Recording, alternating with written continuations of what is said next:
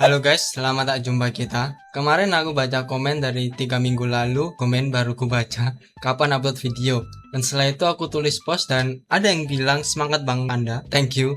Dan di esok harinya aku bangun pagi nonton David Goggins dan memutuskan untuk lari pagi. Terus kepikiran bikin konten tentang Duolingo versus Anki, mana yang lebih kuat. Seperti yang kalian lihat, BTW ini bukan logo bir ya. Disclaimer, aku tidak di-endorse oleh Duolingo dan Anki. Bahkan ku yakin mereka nggak tahu kalau aku eksis di dunia ini. Aku hanya pengangguran yang hanya membuat video untuk have fun saja. Hehe. Oke, di video ini aku mau membandingkan Duolingo dan Anki, mana yang lebih kuat. Pertama mari kita dengarkan aku yapping bentaran, terus aku ingin kalian komen menurut kalian mana yang lebih kuat. Pertama, karakter. Ya, kurasa akan menarik untuk membahas karakternya terlebih dahulu.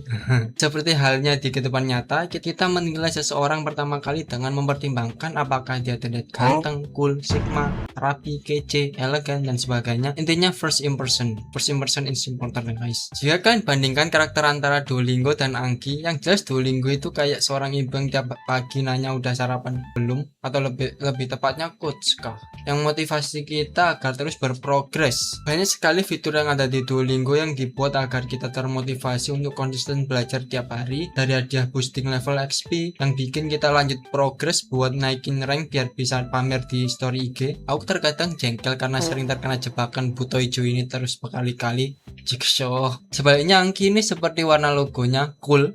Beda seperti Duolingo yang menyambut setahun kayaknya nggak pakai Duolingo aku. Sedangkan Anki ini nggak peduli meskipun kita berprogres atau tidak, benar-benar flat. Malahan kita bakal dijejelin cards yang perlu kita review kembali jika kita tidak melakukan review. Jadi mana yang lebih baik? Menurutku nggak ada, karena gue emang nggak suka dua-duanya.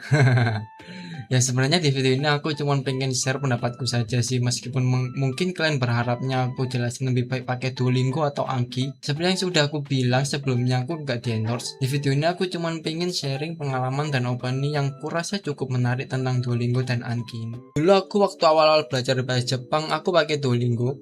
Karena waktu itu aku belum paham mengenai Anki. Dulu kayaknya pernah pakai, tapi jujur mungkin juga kalian pernah ngerasain kalau Anki itu nggak menarik sama sekali secara default, dan Duolingo terlihat sangat menarik karena banyak iklan dan KOL yang memang Duolingo ini sudah menjadi inspirasi untuk brand-brand startup sebagai inspirasi branding karena kejeniusannya dalam branding.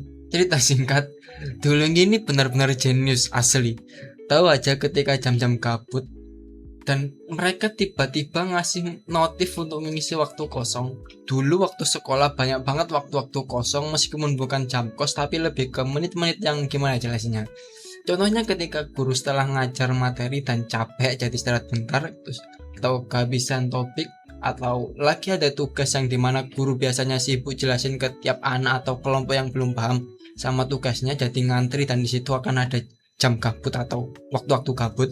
Waktu-waktu seperti ini buat buto hijau ini semacam sebuah kesempatan emas untuk bisikan-bisikan setannya, karena emang nggak makan banyak waktu lama, jadi biasanya ada muncul notif ayo belajar bahasa Jepang hanya 10 menit saja. Dan ini tuh dulu waktu sekolah, entah sejak kapan urat maluku ini putus. Aku ini tipe orang yang kagak malu nonton anime di kelas anjir. Bahkan aku di bis aja, di bis di kereta nonton anime anjir. Duolingo berisi latihan skill penerjemahan, multiple choice untuk melatih pemahaman kita, writing, dan dua ini listening dan speaking. Kan di sekolah banyak sekali noise bising tang, jadi karena aku perlu dengan jelas dengerin kalimatnya, jadi aku gedein volumenya, dan kalian bisa bayangin apa yang terjadi. Seketika sekelas liatin gua anjir. Gua sampai sekarang masih bisa ngebayang gimana ekspresi dan raut wajah mereka ditambah ketawa meringis mereka. Dan emang bener-bener urat maluku sudah putus kayaknya sih. Meskipun begitu aku tetap nggak peduli dan lanjut melakukan itu beberapa kali, meskipun sebenarnya bisa pakai earphone. Cuman gua tuh gak terlalu suka pakai earphone karena gua bingung, karena di sekolah itu banyak orang. Jadi aku berimajinasi menjadi pendekar seperti Musashi Miyamoto untuk tidak lengah dan selalu siap siaga dengan serangan apapun, dan earphone itu membuatku lengah dari serangan musuh. Tapi karena emang Riz kan mungkin berkat brand Duolingo ini udah cukup terkenal, jadi mereka semacam memaklumiku. Bahkan salah satu momen yang membekas di kepalaku itu waktu aku duduk di depan guru buat nungguin beliau menilai tugas. Waktu itu aku tungguin di depan beliau, dan karena aku nggak ada kerjaan dan tiba-tiba dapat notif dari Buto Ijo ini, lihat ini aku mikir, gas nggak ya? Depan ada guru, sebelah ada teman scroll IG. Di sini aku berpikir keras, aku bakal nungguin guru selesai nilai tugas yang mungkin memakan waktu 10 menitan. Dan sebelah scroll IG, buatku berpikir, Taruto Kuns, hargailah waktu. Ingat kata David Goggins, stay hard. You are in danger of living a life so comfortable and soft that you will die without of realizing your true potential. Oke, anak sebelah kiriku kita sebut saja namanya Rijal, yang mau menjerumuskanku ke dalam kesenangan untuk mendistraksiku dalam mengembangkan potensiku, dan Buto ini mau menyelamatkanku dari godaan setan ini. Dan akhirnya aku menerima ajakan Buto ini untuk belajar bahasa Jepang. Dan setelah beberapa menit muncul speaking exercise dan gua tanpa rasa malu. Seketika guruku yang lagi mendedikasikan jiwa dan raganya untuk menilai kemampuan murid-muridnya dengan senyuman malaikatnya menoleh aku dan berkata, wah, bisa ngomong bahasa Jepang, keren. Hehehe. Meskipun memang tergantung orangnya, kalau kalian memang memiliki risk sepertiku, hal ini mungkin akan terjadi.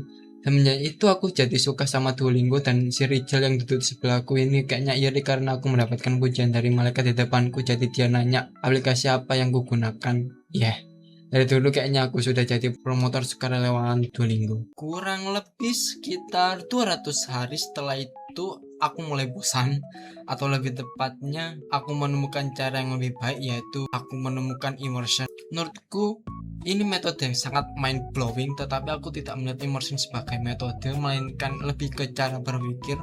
Aku tidak akan bahas ini secara detail karena ini di luar topik pembahasan video ini. Sekarang immersion sudah sangat luas diketahui banyak orang, kalian bisa cek videoku, banyak yang nonton. Dan sudah ada banyak sekali komunitas untuk mendiskusi dan membagikan cara mereka belajar menggunakan metode immersion. Berapa yang kusuka itu Gokurakudo, komunitas Discord punya Bang Yosia yang memiliki banyak fitur menarik. Ada juga Villa Space, sama seperti Gokurakudo, komunitas immersion, tapi di sini membernya friendly, bisa diajak belajar bareng, dan biasanya ada kumpul-kumpul waktu tes JLPT. Sialan, entah kenapa di video-videoku banyak sekali promosi. And begitulah cerita dimana aku mulai kenal sama Angki. Berkat komunitas-komunitas ini, Angki jadi yang awalnya cuman flat, kosong, gak ada level up, gak ada burung yang nyemangatin, cuma ada kartu, tombol again, hard, good, easy. Main Angki itu kayak rasanya disuruh ngerjain PR matematika pas liburan. Memang orang yang bikin algoritma di balik Angki, Piotr Wozniak, dari awal emang gak dirancang buat dibikin kalian bekah, dirancang buat bikin kalian inget.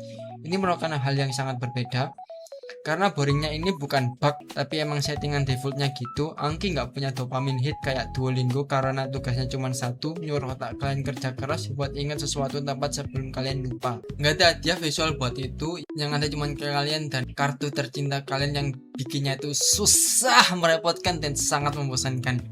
Tapi berkat para Yusa, kita tidak perlu melakukan itu semua. Lihat ini. あの人は先生です。あれは何ですか？いい。天気がいいです。 Memang seperti kata Om Musashi. Oke, karena gua udah capek yeping, jadi kuresahkan gua kira video ini dengan sedikit kesimpulan. Duolingo atau Angki? Di sini aku pakai ranking table. Di sini akan kugunakan untuk menentukan siapa yang menang dalam kategori tertentu. Oke, ini ada tabel grup untuk alasan utama orang belajar bahasa dan yang mana aplikasi, apakah Duolingo atau Angki yang lebih cocok. Sini untuk karir, tentu saja yang menang Duolingo.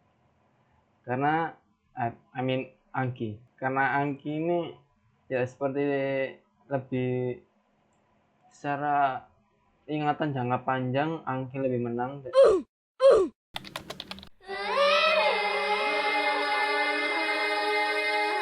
Gua kalau ditanya apakah suka pakai flashcard, gua pengen jawab dengan jawabannya Weirble ketika ditanya sama series apa yang disukainya. Tapi karena aku mau ambil JLPT, jadi aku gunain Anki untuk membantuku. Tetapi nanti setelah selesai ujian, kurasa aku akan hapus Anki. Hahaha. Lebih baik aku pergi ke Jepang, di mana kanan kiri orang Jepang, kanan kiri kanji. Dengan begitu aku yakin kemampuan bahasa Jepangku akan bisa setara dengan bahasa Indonesia, atau bahkan mungkin lebih, karena aku sering bolos pelajaran. Hehe.